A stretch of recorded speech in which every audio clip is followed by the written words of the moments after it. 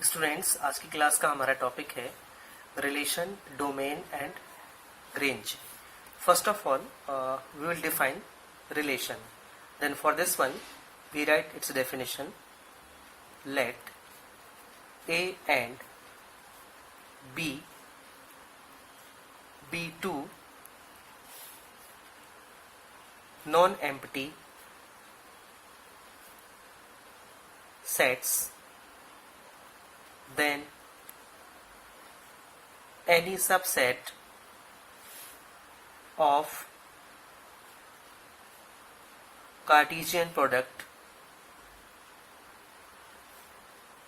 A cross B is called a relation. Means हमारे पास में A और B कोई दो नॉन एम्प्टी सेट दिए हुए हैं, देन एक सबसेट जो कि कहां से डिराइव हुआ है, A क्रॉस B से, उसे हम क्या बोलेंगे, रिलेशन बोलेंगे. एक एग्जांपल हम लेते हैं, उससे क्लियर हो जाएगा हमें. एग्जाम्पल में हमने लिखा let A is equal to 1 3 5 and B is equal to we have 3 5 and 7. अब इन दोनों सेट के बेसिस पे हम एक रिलेशन बना रहे हैं. Let R be a relation defined on set A into set B such that A comma B belongs to R such that A plus B less than 7, where A belongs to capital A and B belongs to capital B. Means एक relation हमारे पास में है, वो है कि A plus B जो है वो लेस देन 7 होना चाहिए. जो A है वो कहां से लेना है हमको, कैपिटल A से, और जो B है वो हमें कहां से लेना है, कैपिटल B से. तो यहाँ पर हमें ऐसे एलिमेंट्स लेने हैं जिनका एडिशन जो है वो 7 से कम हो. तो कुछ ऐसे नंबर्स और कुछ ऐसे हम सबसेट्स यहाँ पर ले रहे हैं. तो इसमें जैसे कि एक सबसेट हमारे पास में है रिलेशन में जो हम बना रहे हैं, तो एक बनेगा हमारा 1,3, क्योंकि 1 + 3 4 होता है, जो कि 7 से लेस है. फिर हम ले सकते हैं 1,5, इसका भी जो एडिशन है वो क्या होगा आपका, 7 से लेस है. फिर हम ले सकते हैं 3,3, तो ये 3 + 3 कितना होता है, 6 होता है, ये भी 7 से लेस है. तो इस तरीके से जो एलिमेंट्स हमने लिए, जो पेयर्स हमने यहाँ पे लिए हैं, ये किसको रिप्रेजेंट करेंगे, एक रिलेशन को, जो कि कंडीशन में क्या दिया हुआ है, A + B less than 7. Because इसके अलावा हम और भी एलिमेंट्स यहाँ पर नहीं ले सकते. सपोज हमने यहाँ पे 3 लिया, यहाँ का 5, तो 3 + 5 जो है वो क्या हो जाएगा, 8 हो जाएगा, विच इज ग्रेटर देन 7, और हमको लेना क्या है, लेस देन 7. दैट्स वाई जो R है वो क्या है आपका 1 3 1 5 एंड 3 3. तो ये क्या कहलाएगा, आपका एक रिलेशन कहलाएगा. इसके बाद में अगला टॉपिक है हमारा domain and range of a relation. Means कोई भी रिलेशन दी हुई है, उस रिलेशन से हमें डोमेन एंड रेंज फाइंड करना है. तो इसके लिए हम इसकी पहले डेफिनेशन लिखते हैं. Let R be a relation from set A into set B, then the set of all element of the ordered pairs belonging to R is called the domain of R, while the set of all second element of the ordered pair belonging to R is called the range of R। इसको हम पहले explain करते हैं। तो इसमें मैंने definition में लिखा है कि एक जो रिलेशन है वो R से हमने रिप्रेजेंट किया है, और जो रिलेशन बनी हुई है उसमें सेट ए और सेट बी दोनों के एलिमेंट्स हमने वहां पर यूज किया हुआ है। तो डोमेन फाइंड करने के लिए जो सेट ए होगा उसके एलिमेंट्स को हम क्या बोलेंगे, वहां पर डोमेन बोलेंगे, और जो सेट बी के एलिमेंट्स होंगे उसको हम क्या बोलेंगे, रेंज बोलेंगे। और ये हमें कहाँ से फाइंड करना है, एक रिलेशन से फाइंड करना है। मतलब बाय डिफॉल्ट हमको ए और बी वहां पे नहीं दिया जाएगा, हमें एक रिलेशन दी जाएगी, और उस रिलेशन से हमें क्या निकालना होगा, डोमेन और रेंज दोनों फाइंड करना होगा। या मान लो हमें सेट दिया हुआ तो उससे हम डोमेन और रेंज भी बता सकते हैं। एक एग्जांपल हम ले रहे हैं इसके लिए। एग्जांपल में let A is equal to, हमने एक सेट लिया है 1 3 5 7, and B is equal to another set we have 2 4 6 8 and 10। ये हमारे पास में दो सेट दिए हुए हैं। एंड लेट एक रिलेशन हम बना रहे हैं, आर इज इक्वल टू 1,8 3,6 5,2 1,4, एक हमने रिलेशन बनाया है यहाँ पर। देन इस रिलेशन से हमें क्या निकालना है, डोमेन एंड रेंज फाइंड करना है। देन डोमेन फाइंड करने के लिए हमारे पास में एलिमेंट्स हैं,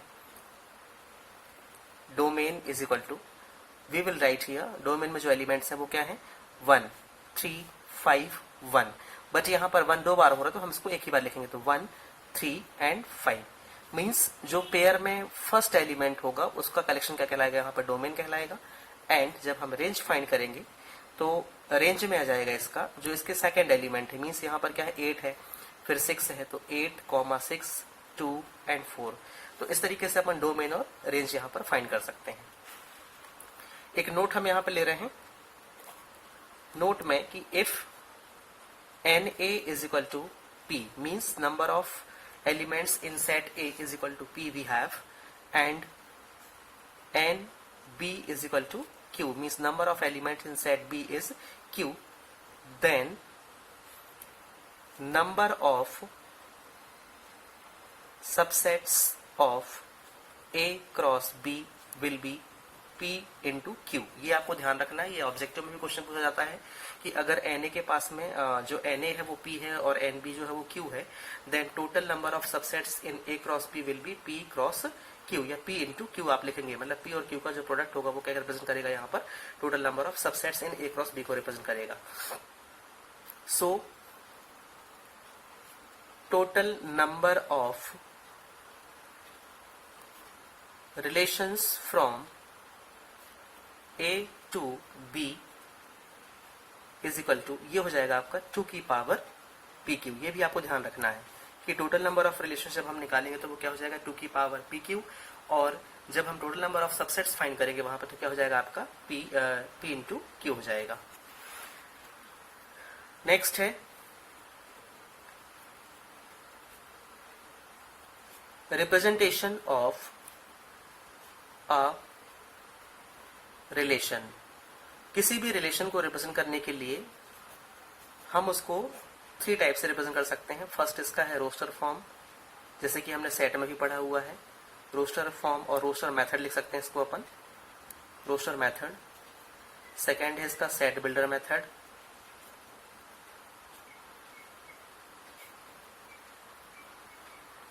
एंड थर्ड है इसका एन एरो डायग्राम।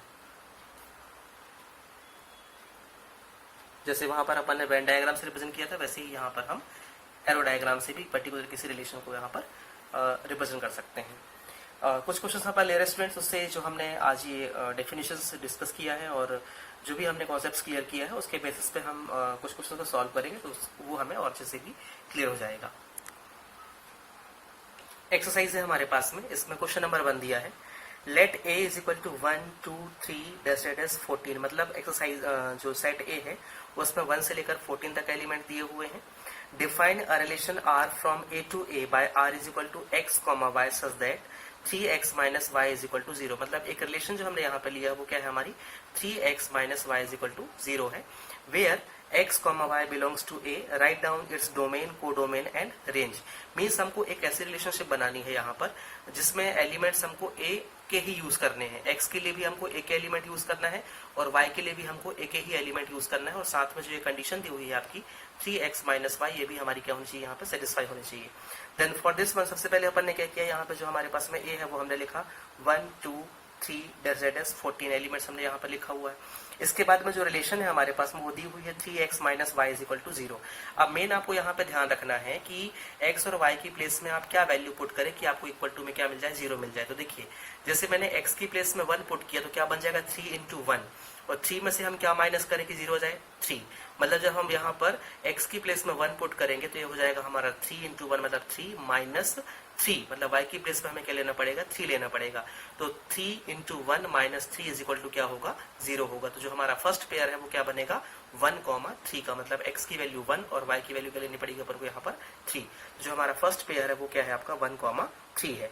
सेकंड जब हमने x की वैल्यू 2 रखा यहाँ पर तो 3 2 कितना होगा 6, और 6 में से हम क्या माइनस करेंगे हमको 0 मिल जाए। तो 6 में से हम 6 को ही माइनस करेंगे तो हमें रिजल्ट में क्या मिलेगा यहाँ पर 0 मिलेगा। तो 6 - 6 = 0, दैट इज जो x की वैल्यू है वो क्या होगी यहाँ पे 2 होगी और y की वैल्यू क्या हो जाएगी यहाँ पर 3।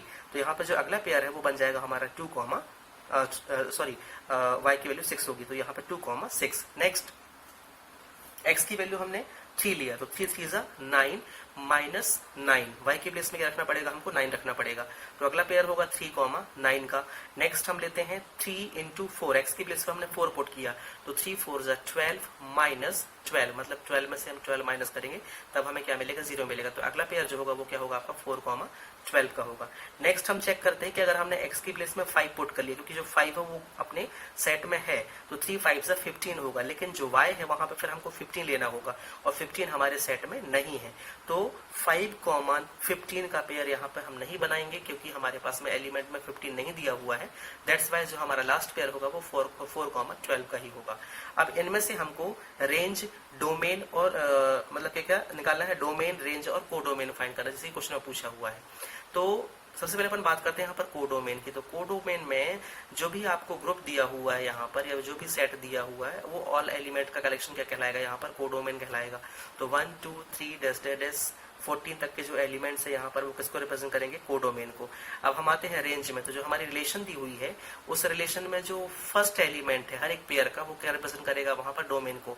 तो 1, फिर यहाँ पे 2, फिर यहाँ पे 3, फिर यहाँ पर 4। तो 1 2 3 एंड 4 जो है वो क्या होगा यहाँ पर डोमेन होगा।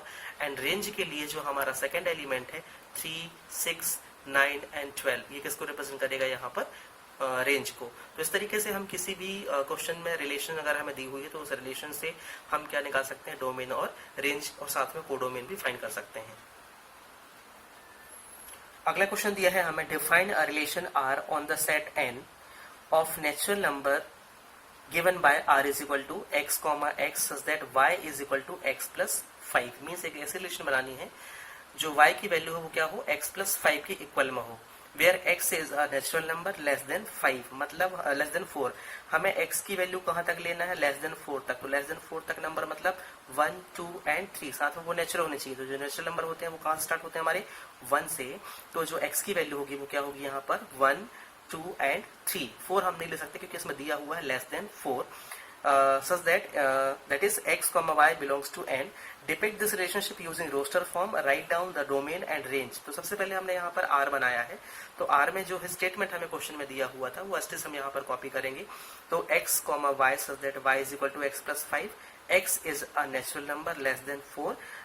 That is x, y belongs to n. तब इस केस में हमने क्या किया है x की वैल्यू 1 2 3 रखा हुआ सबसे पहले, जैसे कि क्वेश्चन में दिया था कि x की वैल्यू आपको क्या लेना है नेचुरल नंबर होना चाहिए, साथ में वो लेस देन 4 होना चाहिए। तो x की प्लेस में हमने क्या रखा है 1 2 3 रखा। तब इस केस में जो y की वैल्यू होगी वो क्या है x + 5। जब हमने यहाँ पर 1 रखा तो 1 + 5 क्या हो जाएगा 6, 2 रखने पे 2 + 5 7, 3 रखने पे 3 + 5 8। तो 6 7 और 8 हमको यहाँ पर एलिमेंट्स मिल जाएंगे। तब इसके बेसिस पे हमने क्या बनाया है यहाँ पर एक रिलेशन फॉर्म किया है।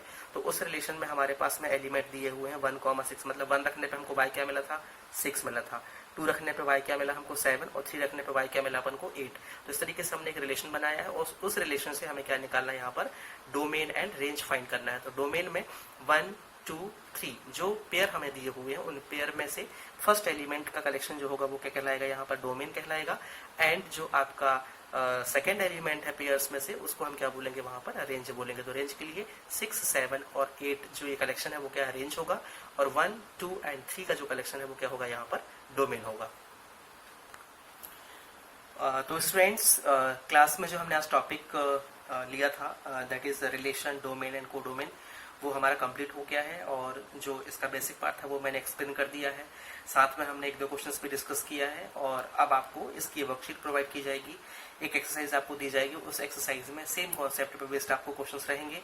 उन क्वेश्चंस को आप सॉल्व करिए और अपनी कॉपी में उसको नोट करिए। और जिन बच्चों ने मुझे अभी फर्स्ट लेसन की PDF फाइल नहीं भेजा है बनाकर, वो बच्चे मुझे मंडे तक फाइल आपकी भेज दें, क्योंकि मुझे ऑफिशियली रिकॉर्ड मेंटेन करना है, otherwise you will be responsible for that.